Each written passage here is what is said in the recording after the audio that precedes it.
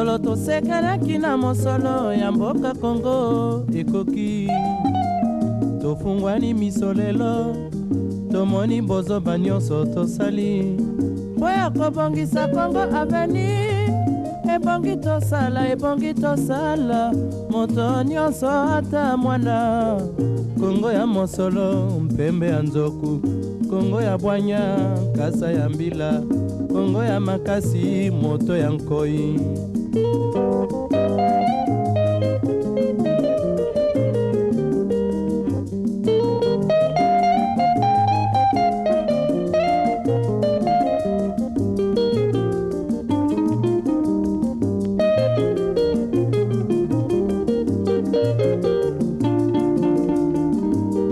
mikolo tosekelaki na mosolo ya mboka Kongo ekoki tofungwani miso lelo tomoni bozoba nyonso tosali mpo ya kobongisa Kongo avenir ebongi tosala moto nyonso ata mwana Kongo ya mosolo mpembe ya nzoku Kongo ya bwanya nkasa ya mbila Kongo ya makasi moto ya nkoi Kongo nde mboka Kongo mboka ya bankoko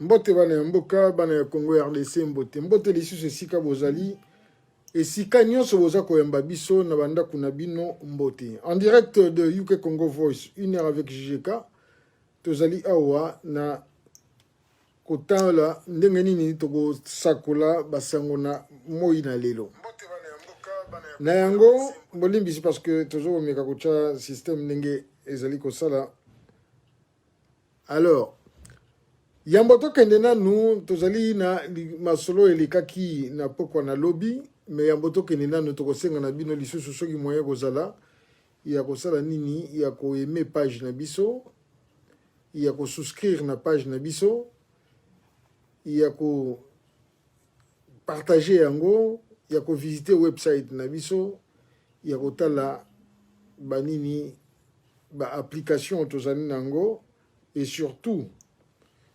kotala pe ndenge nini bokoki ko contribuer na kosala nini na ko soutenir biso bien ko benga biso pona nini pona ba nouvelle oyo ezali lelo tozali na téléphone ouvert oyo amonike akoki ko kotela biso en tout cas se sentir libre ba numéro de téléphone ezali wana pas d'autanga tozali en direct na Facebook nde tokende na YouTube na sima parce qu'il faut tobongisa yango bana ya mboka matondo mingi na esika oyo bozali kopesa biso accès na bandako na bino matondo mingi na ndenge bozali koyamba biso na bandako na bino na mitema na bino yango na tosalaka nini topartageaka esengo wana na bino tobetelaka bino porte boyebaka te tolobi lelo la destitution ya ndeko na biso Jean-Marc Kabound tokobanda nanu wana nde tokende na misusu un peu plus tard ndeko Jean-Marc Kabound oyo toyebi azali ou azalaki président AI ya nini ya UDPS après que ndeko Fachi azwaki bokonzi na mboka ndeko Jean-Marc Kabound oyo azalaki jusqu'à hier donc lobby président premier vice-président et assemblée nationale donc il y a parlement na biso na RDC Jean-Marc Kabound ba longolié na poste wana ya bokonzi ba longolié tokolinga toyeba mpona nini ndenge nini awa na biso nyonso ezali lisolo tokabolaka ezali lisolo oyo biso nyonso to mipesaka mwa mayele ndambu bokolimbisa parce que naza kotanga nazali kokoma mpona bandeko mosusu oyo bakoki kokotela biso topartage na bango ezali ndenge tozali kokende bien bana ya mboka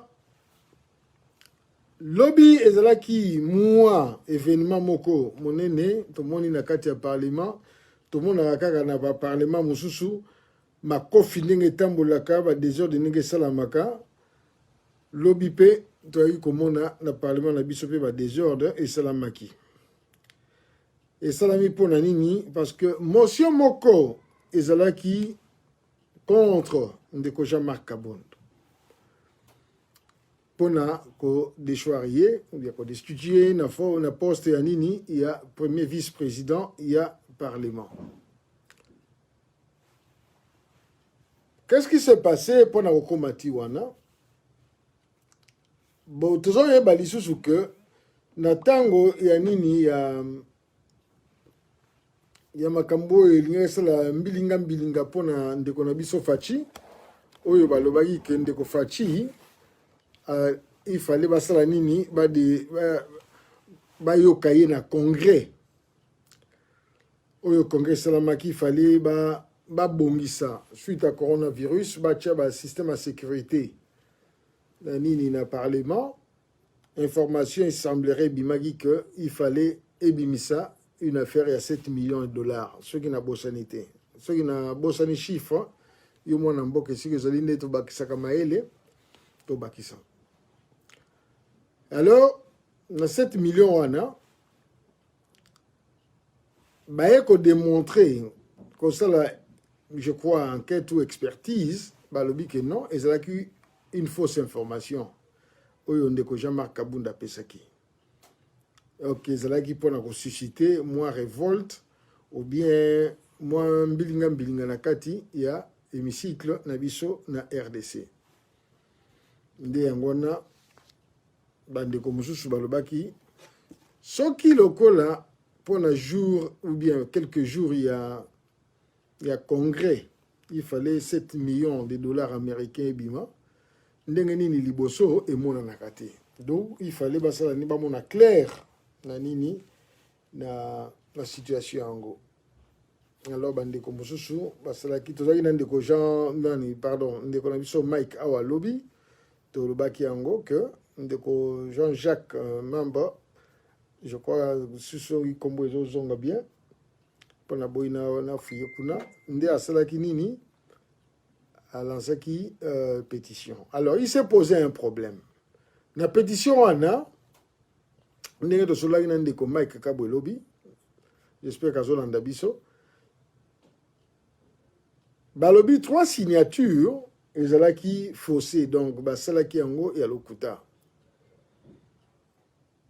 Il a fallu faire l'enquête. Mais dans cette enquête, moko il y a eu comment on a que ils allaient qu'on a presque un témoin bazalaki certifié qui que ils allaient qui moto oyo a signé kinde a salaki nini a salaki memi balé ba mon d'ailleurs le col mon a déjà que batuana ba kosaki ya ngwana sikoyo ba sangisaki motion wana enfin ba pouvoir qui motion na ikende na ordre du jour, il y a plénière, il y a parlement. Il y a un lobby, tu vois, comment la situation de Komaki, où toute la journée, bah débattre qui yango, où toute la journée, bah salaki nini, bah monaki likambwana, bah salaki nini, bon limbi c'est pas les autres temps un peu. Qui ça la vote après délibération il y a nini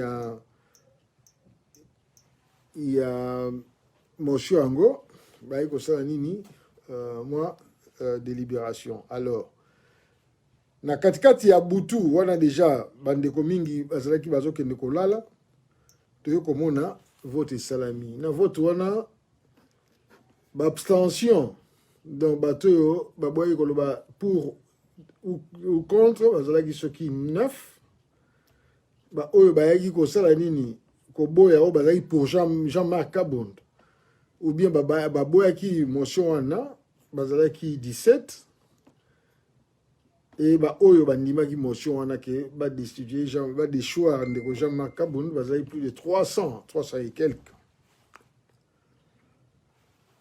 N'oublions pas, la majorité à parlement ezali bandeko il y a FCC, mais n'oublions pas que FCC est contre la cash.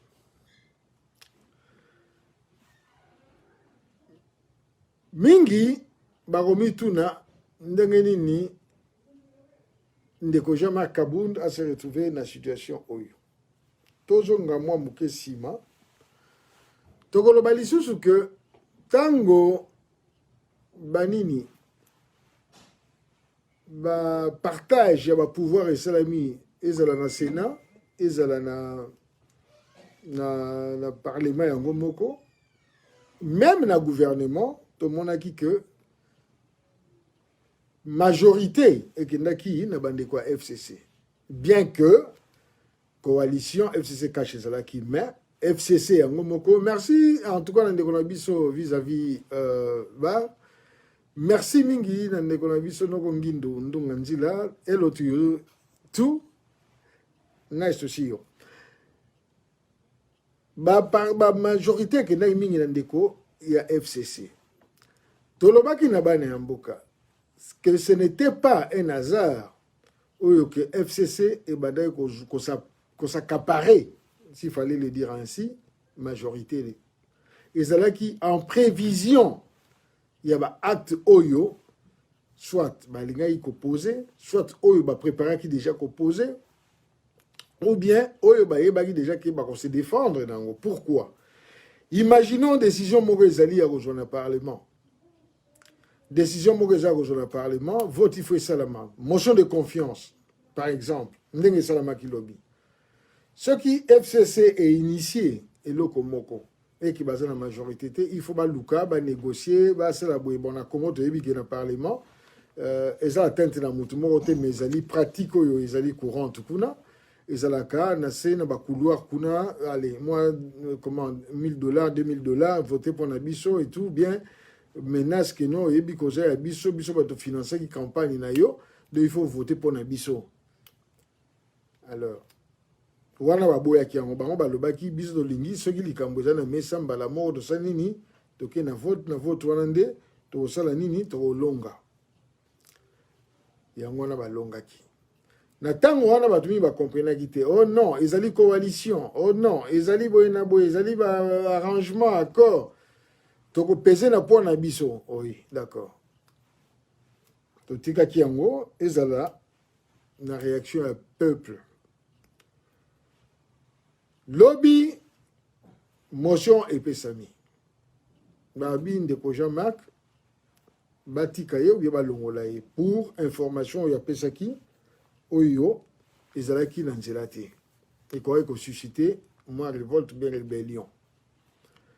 Tout mon hiver 23h, 23h30 oya biso wana UK, en Angleterre, en Grande-Bretagne, ba yeko voter pour que alongwa. Donc, dans mon colonel Lelo, il dit que ndeko Jean-Marc Kabound azali lisusu premier vice-président il y a parlement T. Alors, la réaction est ça la mieux belé. Mususu ya koseka, mususu ya pasi. Mususu ba lobby maître nageur, faut na éviter ceux qui font nani maître nageur, akenda ko nageur l'exercice qui mutu ko katisa e balembonge. Merci mingi na maman na biso lokumu maman Rogasene kape mawe azota la biso vraiment lokumu na yo maman nzapa zala na yo. Alors ndeko Jean-Marc ba misusu ba zongi si image oyo nga personnellement c'est là qui nga pasi. Na lobi bien nga moko personnellement et c'est là qui nga pasi love you to. Et c'est là qui nga pasi pour na nini ya komona ndenge ndeko tango bazon négocier pouvoir en matin en punda. Voilà ses conflits avec le pouvoir.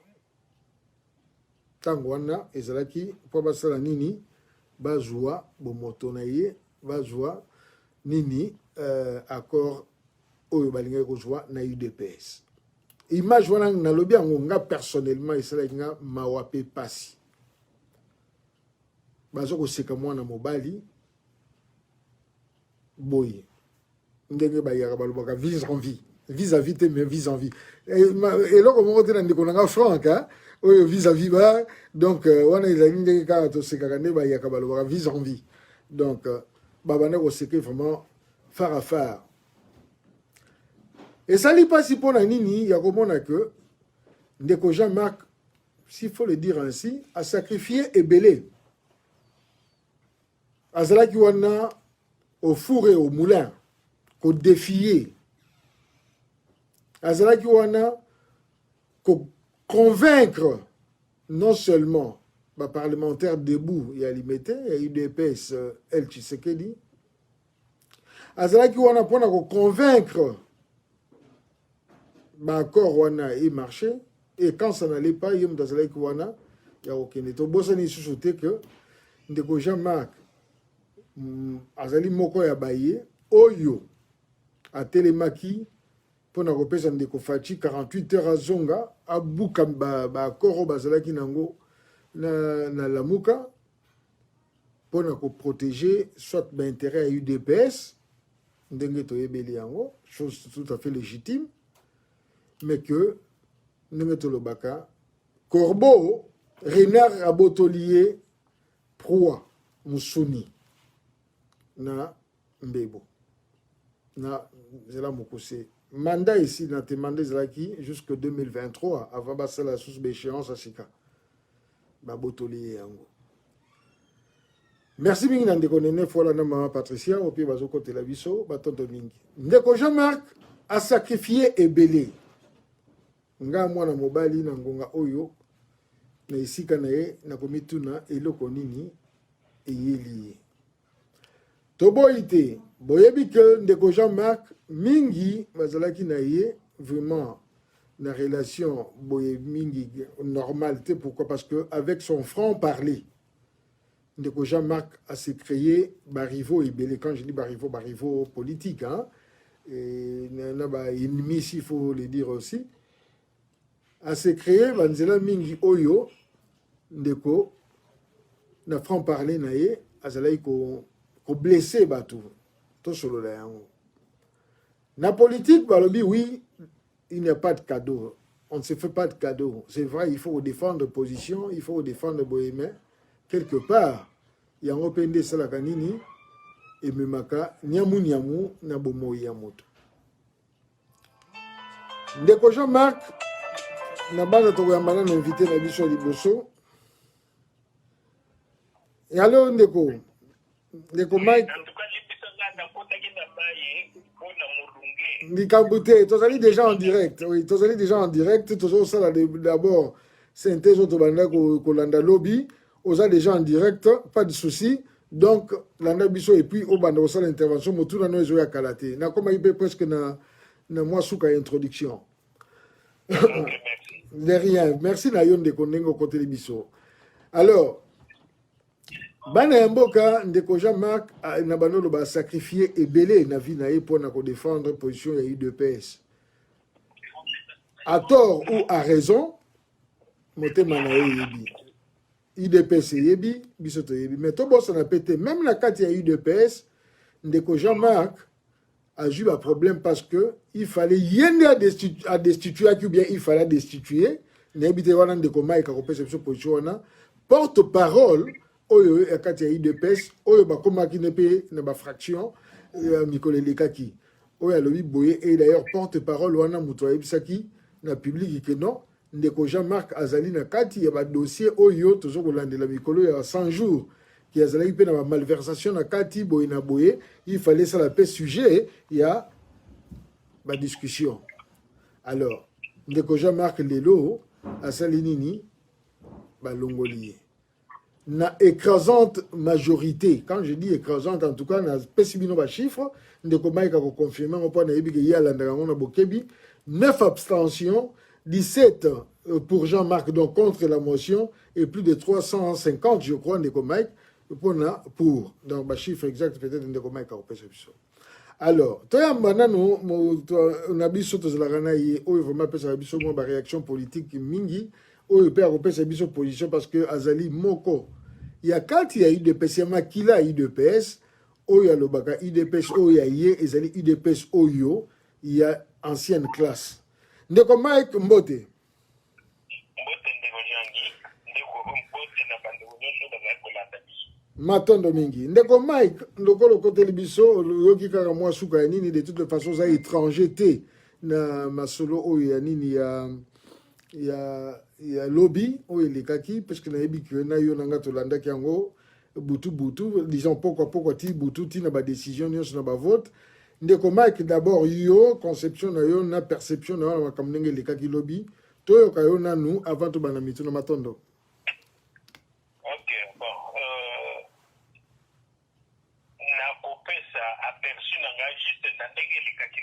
D'accord. Donc, ouais, j'ai pas que dans Kokota Dakar ici, on discuter dans Makamoumou, on peut discuter maintenant le banding et le kaki lobby. D'accord. Le banding et le kaki lobby et le kaki que député, Liboso, Dalinano, à condition, il y a validité, il y a pétition, selon Bango.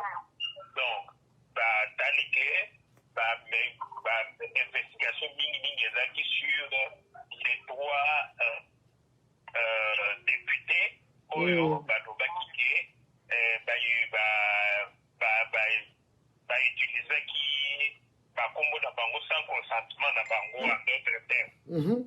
Donc on avait fait des faux et usage de faux. Donc alors nako cheke eloko wana bavérifie bamoni que babengi moto ya liboso azalaki ni John Mpiana si je ne me trompe pas. Donc ye bazobenga ye azokondima lisusu na forme te. Donc bameki kosala to mpo bazwa ye bazozwa ye te et que il y a eu je crois 3 députés plus un qui n'était pas député qui ont confirmé que bamonaki ye ndenge asignaki pétition wana. Alors, maintenant, sur les deux autres qui sont supposés être dans le Bombashi. Alors, président et la commission a lobby que non, Bameki colocaliser Bango, Bazu Bangote. Basalito Bazu Bangote, mais il y a des députés qui étaient présents, qui voulaient bien confondre Bandegwana, qui ont confirmé que Bandegwana peut signer qui pétition wana. Alors, comme ils n'ont pas voulu répondre l'appel à la commission et à Parlement, et qui n'ont pas voulu se faire localiser pour faire sa défense d'Abango, donc, et puis avec le témoignage, il y a Bato Balobi qui est pas Monaki, qui physiquement, document wana à pétition wana, alors, trouver que pétition est là qui valable pour Nanini, puisque pétition au niveau il y a la modèle les alaki comme il y a 500 députés, il faut réunir 1/10 des signatures, il y a pas parlementaire. Il y a pétition à les acquis à 62 signatures. Donc c'était plus que les 50 exigés. Alors, comme maintenant, on a atteint le nombre de signatures nécessaires et que les 3 qu'on a cherché à localiser et qu'il y a des preuves qu'ils avaient signées physiquement ce document-là, donc on a trouvé que la pétition était valable. Okay. Alors, il fallait maintenant passer quelqu'un qui va d'abord être contre la pétition, un député qui va être pour la pétition. Donc, chacun de son côté va chercher à avancer des éléments qui font que la pétition doit tomber. Alors, celui qui était pour passer, je prends seulement quelque chose qu'il avait dit que j'ai retenu qui est plus intéressant et qui est comme celui qui a fait signer la pétition qui n'était pas là pour valider et pour expliquer et que celui qui doit se défendre n'était pas là. Donc, pour lui, il fallait, et puis que la pétition, normalement, devait être discutée au niveau de la commission PAG de l'Assemblée, mais cette commission a été traitée par une commission spéciale qui n'était pas la commission PAG. Donc, à cause de ces éléments-là, donc rejeté pétition Anna. Alors, c'est lui de l'autre côté qui est venu appuyer la pétition à l'Obidon. Dans le cadre, on utilise la commission PAJ seulement quand il s'agit d'une pétition qui vient d'un citoyen ordinaire, qui n'est pas parlementaire. Quand il vient introduire la pétition qu'il a fait signer, à ce moment-là, on introduit cette pétition à la commission PAJ pour que cette commission puisse localiser les signataires, c'est-à-dire pour voir s'il n'y a pas de signataires fictifs. Donc, les signataires ont besoin d'exister. Donc, il fallait pas vérifier, pas localiser. Alors, c'est seulement quand il s'agit d'une pétition de cette sorte-là que cette pétition est traitée au niveau de la commission PAJ de l'Assemblée. Mais quand il s'agit d'une pétition d'un député signée par d'autres députés, qui n'ont pas besoin de passer par la commission PAJ, à ce moment-là, ça passe par une commission spéciale selon leur règlement intérieur. Donc, ça veut dire que cette pétition est valable. Alors maintenant, il fallait passer au vote à la plénière, donner la parole à la plénière pour que la plénière ait voté si la pétition peut passer ou pas. Alors, voter et la pétition est passée. Donc, comme la pétition était passée, donc maintenant il fallait procéder au vote pour qu'on passe na Olongolande Jean-Marie Kaboul na place na premier vice-président à Assemblée. Alors, mais avant ça, pendant ce temps, il y a eu un peu de troubles dans le groupe UDPS. Donc, et puis on a suspendu la séance, et quelques temps après on a remis la séance et on est passé au vote. Alors, le nombre total, il y a députés au Bogota qui est 315. Dans 315, donc 9 va s'abstenir, 17 va voter contre, et puis 289 va voter pour. Donc, ça veut dire que M. Kaboung a été carrément déchu de ses fonctions après ce vote-là. D'accord. Donc, voilà en gros ce qui s'est passé hier. Merci Mingi de Komak et surtout merci pour la précision. Il y a Chifo et Asuka parce que dans un mois d'août, il y a Mibala Liboso. Et puis ça m'a dit qu'il comme Bana Mboka, donc il y a près de 300 et quelques, donc c'est 289. Merci Mingi de Komak. Il y a un lobby complémentarité, ça toujours nécessaire. Merci la maman Marie-Jeanne Nabiso ya Zangakate, Atika Rabiso Tepe Azoko Bunda Mingi pour la santé à Bana Mboka na Bapaya. Azali Wana au front. Ce qui n'a pas bango, c'est avec conséquence des causes. Azali wana au front, na moment où il y a pas si, na moment où il y a des communes, bazako tika biso meye, azako bunda pour la santé, ya bana yamboka. Merci maman Marie-Jeanne, Zamba Zalanayo, Abikisayo, pe apesao makasi lisusu. Merci mingi nandeko Michel Mafolo Pazotala. Maman Marie-Jeanne pour un message, et pour na oh, nyon so soko komi, tina kaka nyon so tina na Facebook, tokotanga ngoso ki motune ezali, lokolo tuni pour un message, vraiment, ezali wana. Avant de nous Mike n'a précisé que normalement à 20h, il est prévu que toute une émission Mibale, enfin émission Moussousou Oyo sur ma pasteur, s'il faut condamner ou pas ma pasteur, bilinga parce que ma scandale monsieur Salami, mais émission on a le col à Tobani émission de moi retard, Bandango moi mouké un peu vers le 20h30, je crois que de qu'on a vu son pasteur Chabani a aussi s'appelle prière.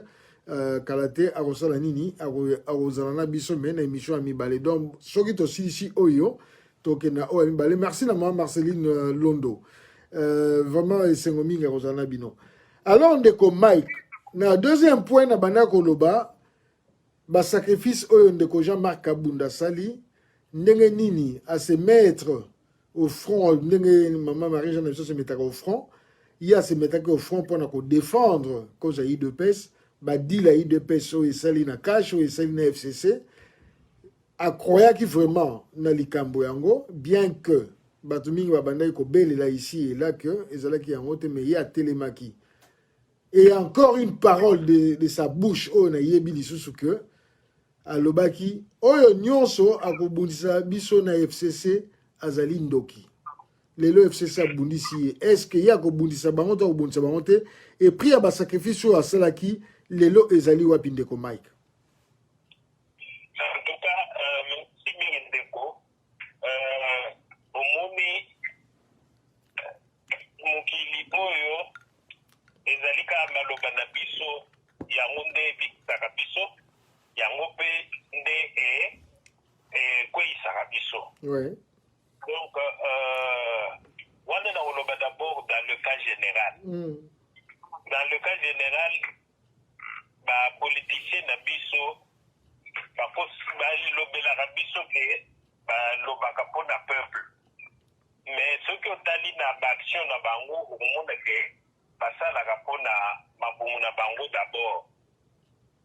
Puisque lelo par exemple omoni soki otali intervention ya ndeko Jean-Marie Kabunda na periode wana okomona ke bandeko mingi na UDPS bazalaki content na badéclaration wana te. Donc puisque bato basepelaka d'abord na mariage wana te ya FCC cash, donc dans le cash où UDPS aza na cash. Alors omoni maintenant kaka ye moko moto adefandaki liaison entre FCC cash omoni lelo ke FCC ekoyisi ye.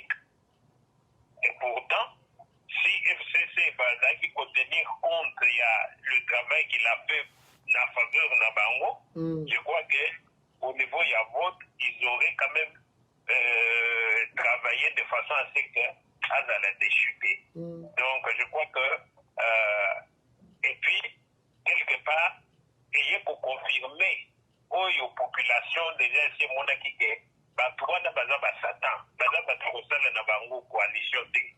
Donc puisque bakoluka bino par n'importe quel moyen bango soki kaka bazwi occasion ya kokweyisa bino bakohésite te bakokweyisa bino. Donc la preuve ezali ya ye moko. Donc je crois que pour le moment maintenant place ye moko azali, je crois qu'il doit être là en train de se reprocher quelque chose. Ok. Si on doit se baser na déclaration na yo abaneki kosala ke azo ko défendre coalition FCC cash. Ouais. D'accord. Ndeko Mike, partant de ça, soki lokola ba destituer na situation oyo ezalaki ya ba déclaration bien ya information par rapport ya congrès et tout ça ba montant ezalaki et que pesaki manque à confiance. Merci na ndeko na biso le grand Congolais. En tout cas mobundeli makasi monene matondo na yo kozala na biso. Sikoyo ndenge ba longoli na vice-présidence est-ce que kosuka kaka wana za analyse za motuna ezali nanité effectivité te. Est-ce que kosuka kaka wana to bakoki lisusu kokende nango parce que le kola apesaki information oyo ekoki kotia en danger ou en péril avec tous les risques hémicycle yango moko. Est-ce que bakoki kokende na ye na point criminalité et même kolongola ye lisusu en tant que parlementaire yango moko député yango moko? Bon, en tout cas je crois que pour Nangaï, je crois que beaucoup de puni deux fois pour l'autre côté. Donc, c'est-à-dire ceux qui ont sali et l'autre va punir, beaucoup punir pour le Cameroun n'a pas la liberté. Donc, selon là, je suppose que le fait de déjà destituer déjà une sanction contre ce qui s'est passé au niveau du Parlement. Je ne crois pas que ça puisse aller encore plus loin. Si ça va aller plus loin, ça veut dire qu'il y a intention de nuire de la part de la coalisée na bango. Puisque pour le moment, on considère que cette affaire est close. Pourquoi cette affaire est close? Pourquoi? Puisque Yé Azali puni sur ce qui s'est passé. Donc, bakoko kendenaye lisusu na wana ezali ma façon de voir les choses. Mais ce qu'il y a aussi à faire, à soulever, ezali que ce qui alliance na bango, ou ya coalition pétition wana ezalaki ya bato balingani. Donc on aurait même présidente ya assemblée akokaki même kosursoir vote ya lobby. Akokaki même koloba que non, en tout cas comme celui qui a présenté la pétition azalité et celui qu'on doit des choix azalité. Donc comme maintenant même pétition tondimi yango mais pour na koleka na vote tozela comme ndeko azali na devant les cours et tribunaux député ou représentant qui pétition azalité tozela total comment ce qui se passe au niveau de la justice et kosuka pour que après il y a vote avec les deux concernés dans la salle. Donc one c'est si alliance n'a pas après puisqu'à ce moment-là pendant que à sursoir en haut balingaki n'a pas le comment pendant ce temps avant baya comme mukolo ya vote batala comment pas kokaki ko éviter vote wana wana nde kamba to balingani mais comme balingani te balakisi clairement que balingani te basali yango. Ça c'est un wana na kokolo peut-être que ndeko Jean-Marie Kabound Jean-Marc Kabound ebi ke alobaki que ceux qui bato basali faut pas baronager. Je crois que c'est eloko wana pe bakangelaki ekanda na eloko yango yango nde balingani pe punir ye puisque de toutes les façons dans la situation actuelle UDPS ne perd rien puisque moto ako remplacer Jean-Marc Kabound azaka moto ya UDPS et puis Jean-Marc Kabound akotika la paix député alongwe député te aza député mais nde alongwe comme vice-premier président ya bureau assemblée. Donc je crois que il y a aussi la politique qui a joué dans l'échéance dans les votes et les kagilobi. D'accord. Bon, avant de kenena nous na question mususu maître nageur ba bengi ba tie ba lobanaye ba seki ça c'est le Congolais comme tozalaka. Mais eloko ezali wana soki tolandi bien ndeko Jean-Marc Kabound azali président AI na au sein AI de PS akendaki lokola premier vice-président na nini na parlement siko opposition na ye par rapport ya place na ye na UDPS ekozala ndenge nini et ye moko mutu na parlement est-ce que akozala lisusu na courage ya kotalaka baningani na misu lokola basambwisi ye bahumilier na ndenge wana. Deux questions wana mais atondo. En tout cas on doit parler sur les faits. Sur les faits officiellement il a encore poste d'ailleurs à député aza toujours député donc nga nazomona eloko ekopekisa ye akende na assemblée te donc soki par exemple akoyoka ye moko ndeko Mike nalobi te bapekisa ye nalobi ye moko en tant que humain nazopesa réponse wana pena ezo dépendre na attitude na ye moko donc ye moko wana attitude wana moyen nga na définir yango ezali te puisque wana ekomi quelque chose de complètement personnel. Moyen de définir en réalité comment il va s'y prendre wana na éviter. Comment bande kumususo bazali na kati ya parlement. Comment ba accueillir ye wana na éviter. Ce qui est sûr que ba o baza contre ye ba ko sepela ba ko luka basa la bagay pas pour le recegayer mais ba o peut pas pour ye ba ko encourager ye ba ko la derrière ye. Donc voilà à peu près ce qui peut se passer. C'est ça. Et par rapport na position na ye na présidence intérim. Par rapport à UDPS, on a problème il y a parti. Et je crois que même si j'ai quelques informations, moyenne à l'Obama puisque ça c'est quelque chose qui se traite maintenant dans la famille. Donc on a moyenne à l'Obama. D'accord, on respecte cela on est comme Mike. Et que par rapport à ma réaction, il y a des UDPS parce que toujours avancé. Donc moni lelo moi ba image yo ba parlementaire debout ba membre UDPS ba sali moi ba réaction na mboka. Ozo ko interpréter on ndenge nini, ozo ko pesa la biso bana mboka ndenge nini biso bato libanda. Raison na bango ezali nini ya ko revendiquer et puis ba sali na raison ko revendiquer ou non na likambo esalami ou bien likambo chose na kati. Oui, réaction na bango est basée sur la première position on a expliqué. Oui, la kisike allié na bango, la kisike ba vrai allié té.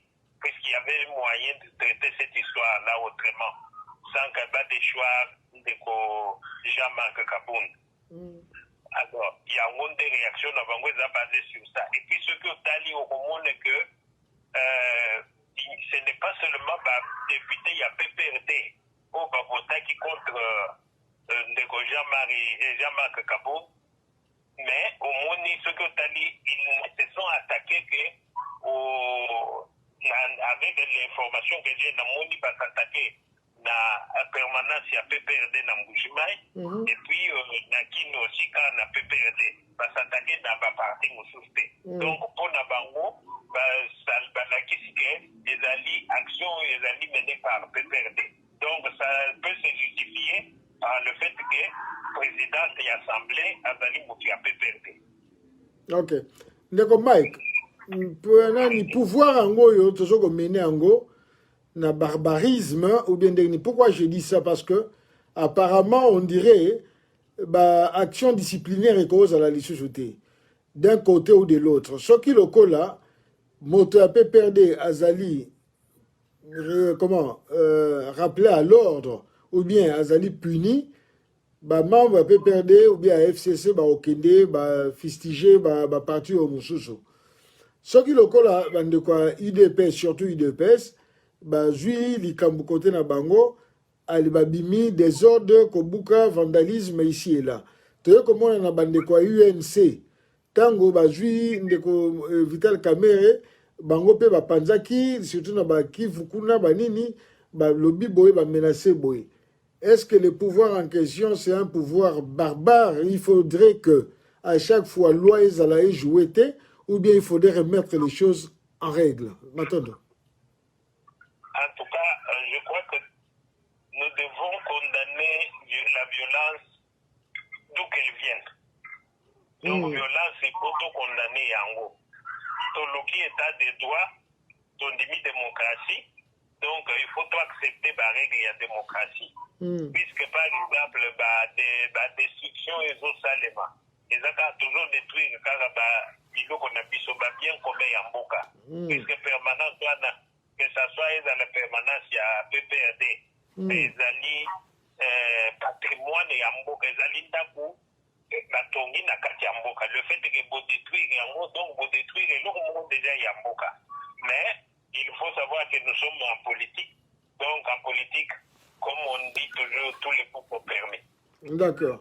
Tous les coups sont permis de Mike, mais cela donne une instabilité. Il y a une instabilité dans Mboka.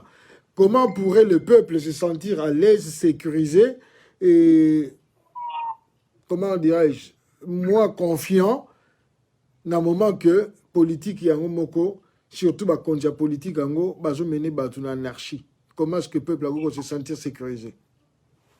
Non, il faut tout ça la différence entre ce qui se passe entre les partis politiques et l'État. Oui, mais ça affecte les Mike, ça affecte. Nous devons faire la différence entre le parti politique et l'État. Donc, par exemple, ce qui s'est passé, c'est une destruction ou un salemi. Il faut que l'État a poursuivre Batouane. Donc, l'État doit poursuivre Batouane, au Basali, violence, au créer des ordres. L'État doit manifester sa présence. Donc, l'État doit poursuivre Batouane.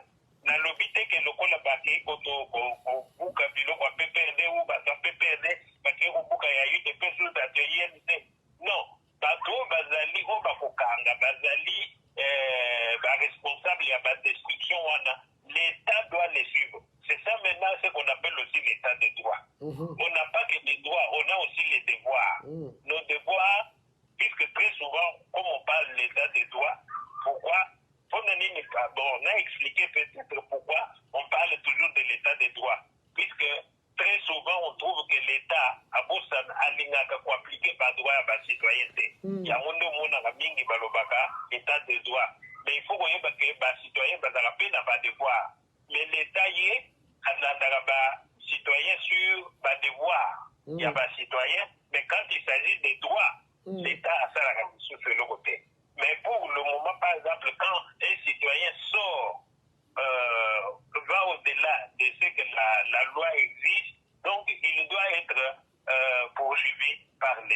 D'accord. Ça, c'est qu'on appelle l'état de droit. Donc, bateau, basali, bambeba, ya robebisa, permanence, ya baninga. Donc, bateau, ceux bakangi, ils doivent être poursuivis. Ok. Avant de que nous motuna, la réaction na yo na information de que Michel Mafolo a Pessibiso a lobby à vérifier, bien sûr. La Cour constitutionnelle va dissoudre le gouvernement. Et selon l'article 78, donc 78 de la Constitution, et exigeant ainsi l'identification de la majorité parlementaire passant par la nomination de l'informateur. Aux la réaction, aux la lobby, ils ont vérifié. Non, c'est là, je peux même vous donner encore d'autres informations. D'accord. Pour confirmer position en c'est ça même ce qui va faire la différence entre l'existence de l'état de droit dirigé par Fachi, là, ce qui s'est passé avec M. Kabila, Joseph. Donc, on est avec M. Kabila Joseph, on a fait valoir le FCC et les caches qui n'existaient pas juridiquement. Même les PPRDA, oui. Donc, ça veut dire le FCC et le cache n'existaient pas juridiquement. N'avaient pas donc, on ne pouvait pas former un gouvernement sur base de l'existence de ces deux corps-là. Alors, maintenant, quand Fachi est arrivé, donc, avec maintenant l'indépendance de la justice, on a maintenant trouvé que FCC cache qui existait. Et puis, en fonction aussi, il y a ce qui était fait. Dans le groupe parlementaire, existence, il y a un parti politique ou groupe parlementaire, il y a AFDCA. Bahati. Madame Nene Koulou. Donc, on montre que c'était quelque chose, c'était de la barbarie. Donc, maintenant, la Cour constitutionnelle a trouvé que ces choses-là, d'abord, la première décision, c'était d'abord de ne pas reconnaître l'existence de la FCC Nakash. Et deuxièmement, de remettre M. Bahati dans ses droits. Donc, quand on remet M. Bahati dans ses droits, ça signifie que même le gouvernement, les ministères qui étaient prévus pour qu'il n'y ait pas à M. Bahati, donc, le gouvernement, le ministère, on a fait ça qui n'a pas à Nene Koulou. Or, Nene Koulou, dans le groupement politique, ça n'existe pas selon la Cour constitutionnelle. Ce n'est pas selon, mais dans la réalité. Puisque quand il y a eu élection, le groupe là de AFDC bar FCC, il y a Madame Nene Koulou, n'existait pas. Okay. Celui qui a fait les élections, qui est passé au vote avec ses militants, c'était M. Bahati. Donc automatiquement, on doit, comme maintenant les ministères qui ont été donnés à maman Nene Koulou, donc c'est quelque chose qui doit être enlevé. Mais comme tout ça, ça a le soubassement sur l'existence FCC Cash, et que maintenant le FCC Cash n'existe plus, puisque ce qu'on a dit même président de l'Assemblée nationale lobby, au que quelque part, quand il y avait certains députés qui voulaient se présenter comme des FCC, la présidente a dit que le FCC n'existe pas. Ici, nous sommes les députés des Congolais, nous représentons les 80 millions de Congolais. Il n'y a pas de FCC ici, il n'y a pas de cash. D'accord. Donc c'est pour dire que c'est confirmé. Je crois que le gouvernement Ilukamba tombe bientôt. Et puis il y aura un informateur, je ne sais pas, un informateur ou un formateur, comment ça se explique, qui va rechercher maintenant la nouvelle majorité. D'accord. Et sur base de cette nouvelle majorité-là, on va maintenant nommer un autre gouvernement. D'accord. De comment avant de zonga na kamunabiso ya IDPS consort. Déjà réaction de Kongindu à lobby que ça fake news. Bien. Prenons l'hypothèse, admettons que cela soit vrai. Ndeko Mike, eza pasi mingi na Congo komona batata ba mama oyo bazana mayele bah ça la kabilo kaboye na population. Pourquoi je dis cela? Ce qui le colle, même madame Janine Mabound, en tant que présidente de l'Assemblée, a déclaré que FCC n'existe pas. Donc, on est même la base de l'élection en Gomokonde Komaïk. Ozali, un politicien averti, Mouto Azali, na Libanda, na observation à Libanda, ba parlementaire, na noto banana ba parlementaire bangomoko. Mingi, bazalaki na liste, il y a FCC. Mingi, bazalaki na liste, il y a UDPS, bazalaki na liste, il y a Nini. Mais déjà au départ, toujours à FCC, quand bazako tia ba banderole na bango, bazako tia ba effigie na bango, bazako tia ba poster na bango, bazako tia ngo FCC. Cour constitutionnel a yebaki déjà que bazali bato FCC. Ba voter bango, ba confirmer bango na majorité à FCC, kaka la même cour constitutionnelle. Ou ezalaki bato mususu ou bazalaki amnésique ba yeko la muka, kaka la même cour constitutionnelle et Salinini est approuvé bah, élection avec le FCC. Quand la même cour constitutionnelle, quand les arrange, bah, utiliser en quand ça ne les arrange pas, bah, combattre. Nous avons vu le cas de Komaïk Moukebaï. Quand la cour constitutionnelle, le baki bobi misaye, mais bah, cour mususu boyaki jusqu'à ce que bah, sali bah, de compo et tout ça, bah, sali bah, manœuvre na bango. Lélo, pour en revenir à ça, Lélo, ceux qui vont reconnaître que le FCC n'existe pas. Tous ces parlementaires, tous ces sénateurs qui ont été élus sous l'égide de FCC sortent selon la logique même de l'histoire. Et base même, il y a des élections de Salamaki, est-ce que cause la remise en cause, d'où les nouvelles élections, et comme Ndeko Fatia Lobaki, Bic Rouge, c'est le moment de le faire. Merci.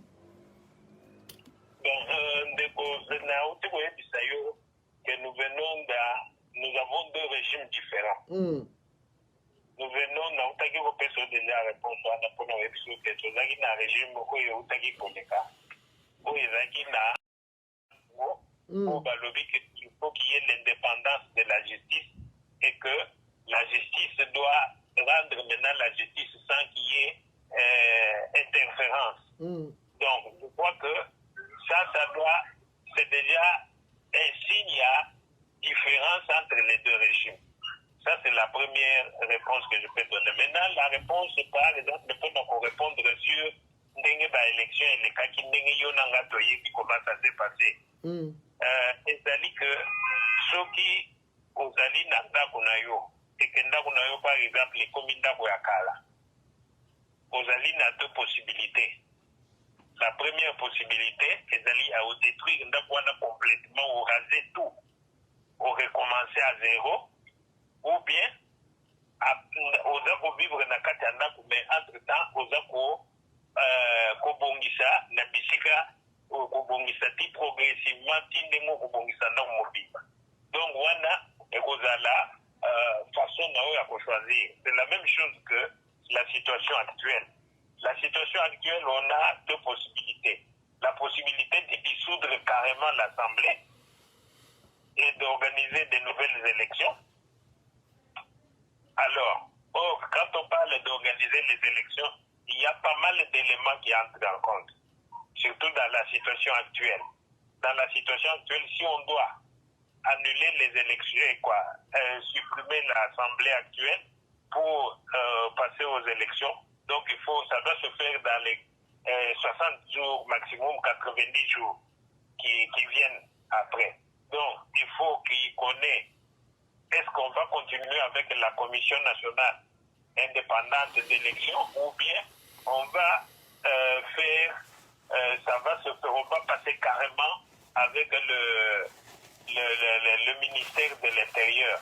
Or, s'il faut passer au ministère de l'Intérieur pour passer maintenant que le ministère de l'Intérieur puisse récupérer sa fonction régalienne d'habitude. Donc, tu vois que Babylone Rwanda, il faut tenir compte de Babylone Rwanda avant il y a pour choisir une voie ou une autre. Or, dans la situation actuelle, moi je trouve que la voie qui reste encore faisable, puisque Nandengo Total Makam Ndenge ezokende sikoyo okomona ke même ce qui bloquait peut-être Batezaki existence il y a FCC et cash.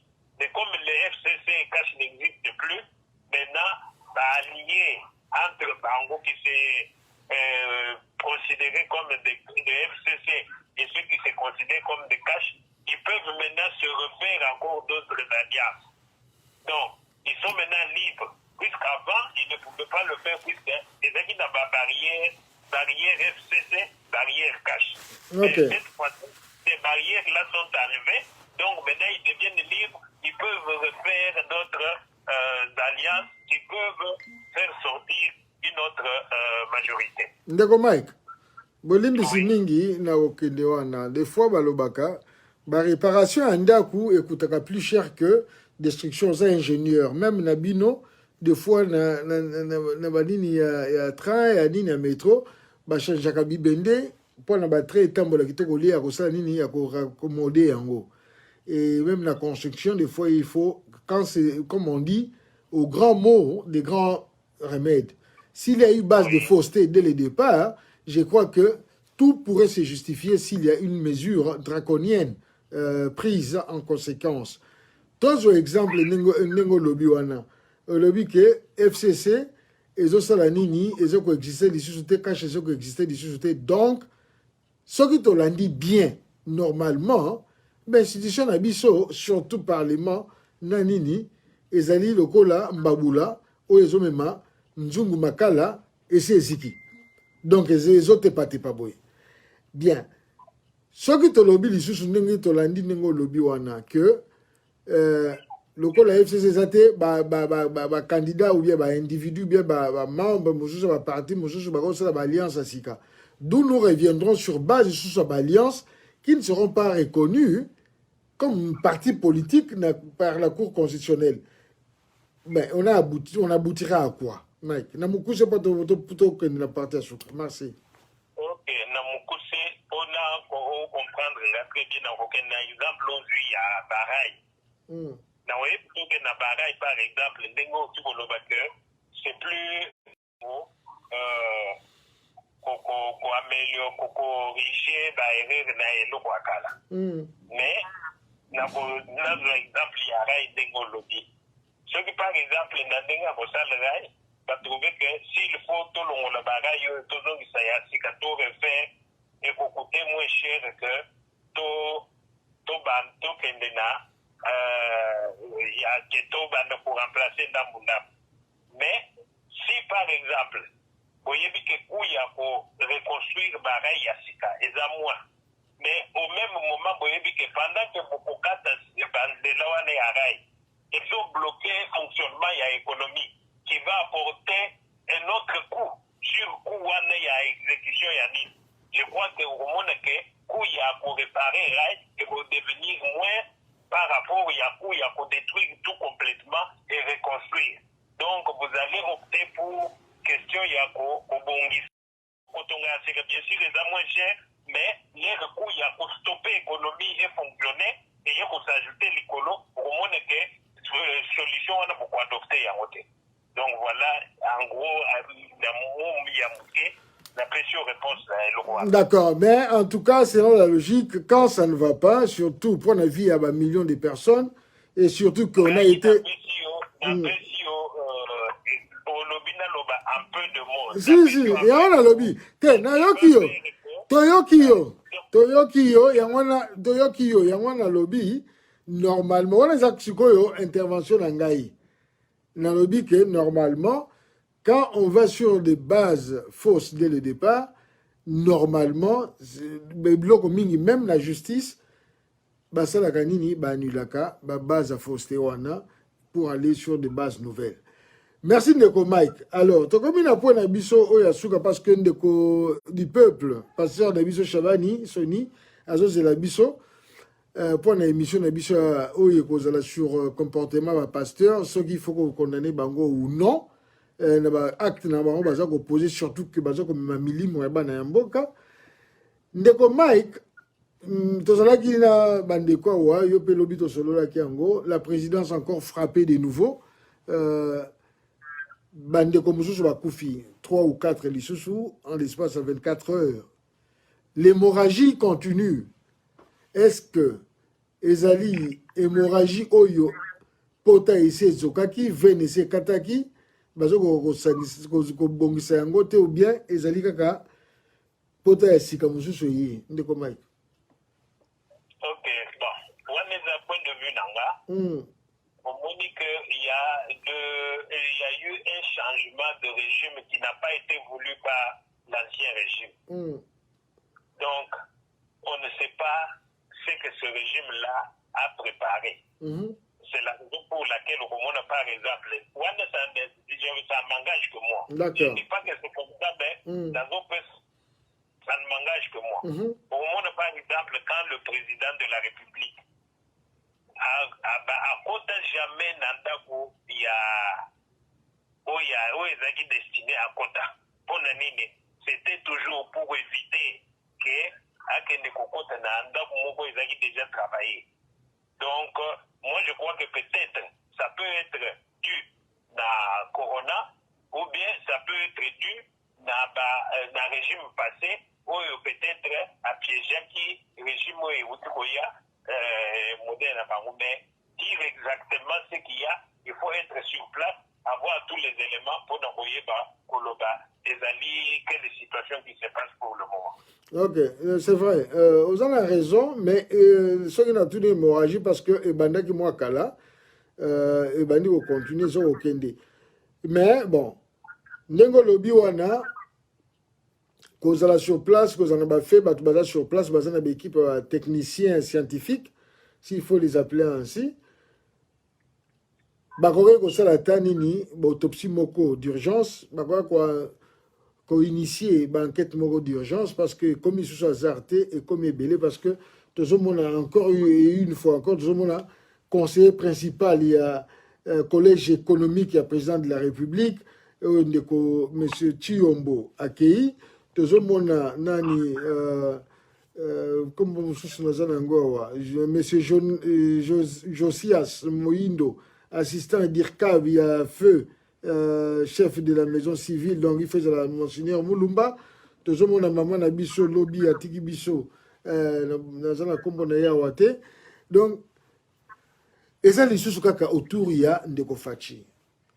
Ngai motuna na ngezo za la mingi na bandeko baza nzinga ndeko fachi na ba oyo ya famille na ba nini est-ce que tozali ko s'inquiéter pour la santé pour la welfare bien-être mais voilà bien-être ya ndeko na biso fachi na makambo ndenge ozoleka matondo. Oui, je crois que ndenge yo moko pe ozokanisa yango bango kuna na ba service ezali chargé ya sécurité ya mokonzi. Je suis sûr que bango pe baza kosala yango. Donc je crois que wana yona ngaya watozali à mesure ya koloba elo moko te mais bango pe je crois qu'ils doivent être beaucoup encore plus formés, à mesure il y a tous les éléments pour ne pas réagir. Bon, en tout cas, on a commis question pour les adresser dans service et à sécurité et à Mokonziamboka. D'accord. Merci Bingi. Michel, on va faire la seule réaction moko lobby surprise avant le 30 juin. Yo muto za na information est-ce que vous allez na mois 20 ya surprise wana pona kolobaka so surprise ko zala ou non? En tout cas, yo moko lobby que za surprise. Ce qui te lobby en vous allez sur surprise. OK, d'accord. Merci beaucoup de Mike. Et puis on ngana yebi yango te moyen na loba yango réalité pour na yebi yango te.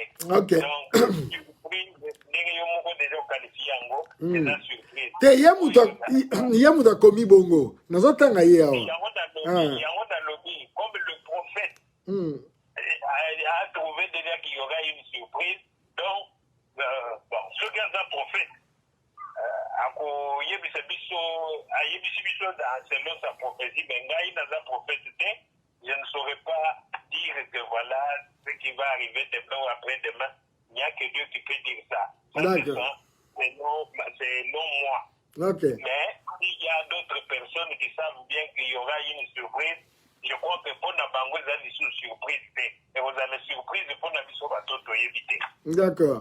Et pour ndeko Michel Mafolo tokoloba boye que année passée tozalaki le 30 jours prometaki biso pe ba surprise bandeko mingi tosololaki na bango si pas ba acte ba action le 30 juin lekaki d'ailleurs ekutaki biso cher biso bana ya mboka le 30 juin oyo nayebi te peut-être tokozala susu fete wana ekozala te ekozala susu remise à plus tard. Bon totanga réaction ya ndeko na biso Didier Scott de Bruxelles les Bruxellois alobi jour tokoyeba ndenge babomelaka ya légitime de défense pona ko sauver patrie changement ekokota sinon fiasco kaka biloba loba. Donc na répéter pendant longtemps sikoyo hein? Alobi jour tokoyeba ndenge babomelaka ya légitime défense pona ko sauver patrie changement ekokota sinon fiasco kaka biloba loba. Ndeko Mike ndeko na biso Didier les Scott les Bruxellois alobi donc si je comprends sa logique abi biso ba congolais il faut ba qu'on se défendre en cas de légitime défense to ba pe ko boma sinon te to ko sala eloko morote ozoko partager avis wana autant de nini alors to ki ça vraiment wana. Non mais ndeko alobi bien légitime défense. Légitime défense ça veut dire que motoye ko attaquer yo yo zaki na position ya ko attaquer yete mais ye aye ko attaquer yo et puis attaquer yo pour quelque chose qui n'a pas de ozomo que za na tinate à ce moment-là on est obligé de se défendre. Donc je crois que en tout cas biso nyonso ba congolais na combat où to salaka déjà tozaka na légitime défense. Donc mais tozali chacun azoko appliquer ango na modèle na ici lelo tozoloba combat ngo ezalaka toujours mpona mefe oyo ezali koleka na kati ya mboka na biso. D'accord. Merci ndeko Mike tokomi na suka parce qu'il faut toyamba quelques minutes après ndeko na biso du peuple pour une émission oyo pe ezali sur le comportement ya congolais surtout ya basali na nzambe ya pasteur par rapport pe ya comportement na bango yango na mpe mboka ezokende ndenge ezokende soki ozali na mwa conclusion mpona pokwa na lelo okopesa biso nini na 1 ou 2 minutes. Conclusion nanga ezaka toujours moko tant qu'il y aura un Congolais en vie le Congo va toujours exister. Matondo mingi ndeko Mike matondo kuna na mama na biso Alice Kabwe matondo na pita na bandeko na biso nyonso kuna bana na biso na ngongo bazopesa na confinement pour ozala na biso vraiment ezali de toute gratitude toza kopesa yango bana ya mboka bolandi biso matondo pe na bino bato bolandi biso nayebi que bolingi peut-être to continuer lisusu mais ngonga ezali ngonga surtout que toza na invité mususu azozela biso tokozala peut-être tokokata mwa ndambu po toyamba ye tobongisa lisusu oyo ya biso na ye mais tokoumela te pe permettre biso pe topema mwa moke mais tokoloba boye na émission ya sikoyo touta kolobela makambo ya destitution ya ndeko Jean-Marc Kabondo oyo président AI ya UDPS jusqu'à ce jour sauf changement mais changement esalami na ye na niveau ya parlement oyo esika azalaki président premier vice-président il y a parlement ba des choix riés donc ba longo lié depuis lobi na butu ba votaki ndenge ndeko maka préciser biso 9 abstentions donc ba oyo bazalaki ni pour ni contre 17 contre bazalaki contre motion wana et 289 oyo bazalaki pour donc na FCC na cash na nini nyonso na kati wana donc bazalaki wana ndeko maka lobi soki vraiment batu wana na ndenge ya coalition bazali na posa ya ko sauver pona ye bakoka ko sala yango batu mingi balobi ke non maître nageur a nagé ye moko soki pe balobi a ko nager banda fleuve Congo a kotima ya Kasai ke ko mona na mai soki fleuve Mukamba soki na lac Mukamba voilà to yebi na noter alors ba mususu balobi ba kitisi na mpunda pourquoi ba kitisi na mpunda parce que boyebi que na ba accord na bango juste tant bazo sala yango akena ko matana mpunda na ranch ya ndeko Ruberwa esika basika kiye ceux qui chance ezali na technique au tchango mais ezali déjà na ba réseaux sociaux bazongisi yango bazo ko yebisa ye que non Voilà ce que fait le pouvoir, ce qu'on fait avec le pouvoir. Les alliés passent dans Mawa, bateau yo pesi confiance na yo, on s'est sacrifié pour na bango, ba laisser tomber yo comme même pot de banane ba to boire en la poubelle, ba laisser tomber au kakaboy. Donc les alliés passent mingi. Alors, totali réaction, toke na ngomo sika mingi tende komaka sala qui vraiment synthèse moi kitoko à lobby que non, bande ko ya UDPS, ba telemaki ba bimaki, ba sala qui selon bango, selon conception na bango, réaction na bango par rapport à Oyo parce que monique alliance na bango ezalaki alliance moko, il y a manque à confiance. Je reviens encore ici à dire que ndeko na biso l'honorable ne monanse mi alobaki boye. Même ceux qui sont dans ma mais tu vois quand même l'Ilobawana. Mariage forcé dès le départ, il va forcer Bino. Ceux qui le collent, bo sangani parce que choix ils allaient quitter. Mais bo komi, bo vandi, bo lingwe, bo tamité. Et bozo que na tuna suka, pona kimia na Bino, bo salanini, bo kabwana. Dans le sens, il y a alliance, on a le bien, on a sens à partage en bokate, pardon, bo limbisangai. Pona partage en bokate. Dans le bien, on pona oya biso oyo. D'où kimia nakati ya FCC cash balobi que ndeko Mike alobi mabunda Janine mabunda sala gini na lobaki en FCC za lisusote. Espérons que na ba texte ba confirmer ango cour constitutionnelle a robeta na mesa ndenge ba juge ba beta na mesa to bandila ba base nouvelle.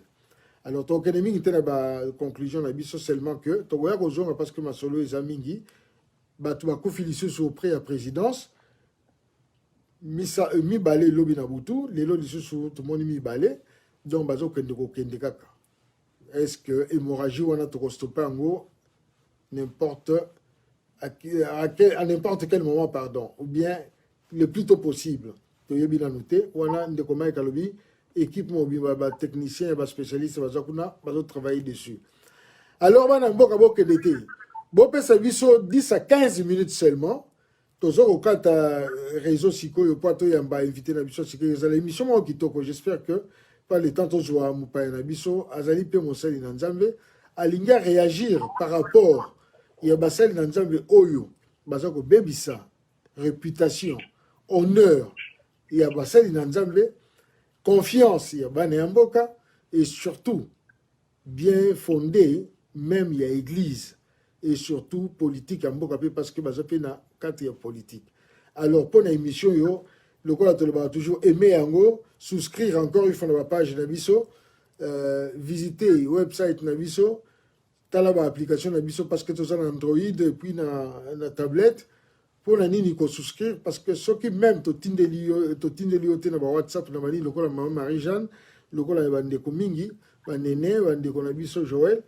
Au moins et comme il y a un abandon de Mike qui paye assez à souscrivant parce que à Jokayango à tout moment bien qu'à Jokayango toujours en surplus n'a pas raison de ce que alors bane amboka vous soutenir toujours dans bas détail na biso zawana ndeto zui kaka quelques 10 minutes s'il vous plaît to ya kozongela bino na bo peto nyonso bo permettre pe na telemana nous nzote nyoluka mwa moke comme ça na kozonga na bokasi lisusu po to solo là faut-il condamner et juger les hommes de Dieu. Voilà terme na biso zalawana par rapport à la situation de Sozalango. Merci na bino bana mbo na bolandi. Technique Jean Kikamba Keni Jean Kikamba na toujours na intendance na Pierre Mamali da Kikamba et puis Ngamoro JGK Jean Kikamba na micro. À nous revoir tout de suite. Bye bye. Merci de Mike.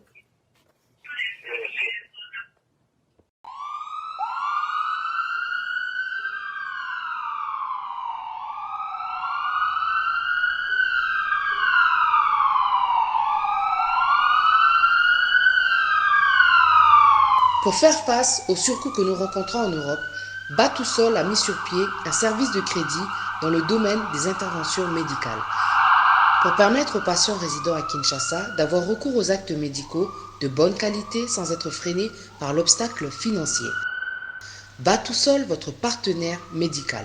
Téléphone 0044 74 05 42 65 99. WhatsApp 0044 7775 32 54 24. À très bientôt avec Batousol. Merci.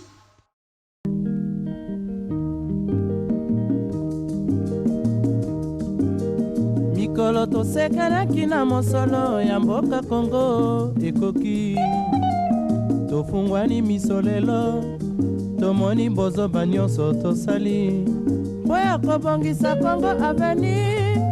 Ebongi tosala moto nyonso ata mwana. Kongo ya mosolo mpembe ya nzoku, Kongo ya bwanya kasa ya mbila, Kongo ya makasi moto ya nkoi.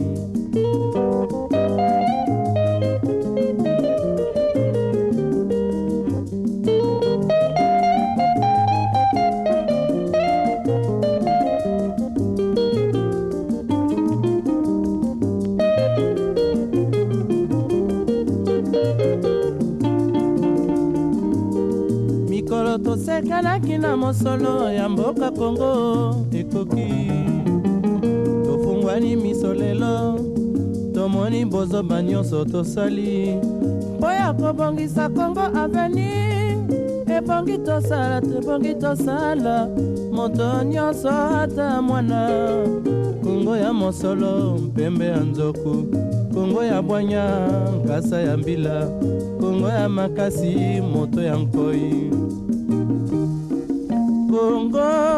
Kongo nde mboka, Kongo mboka ya bankoko.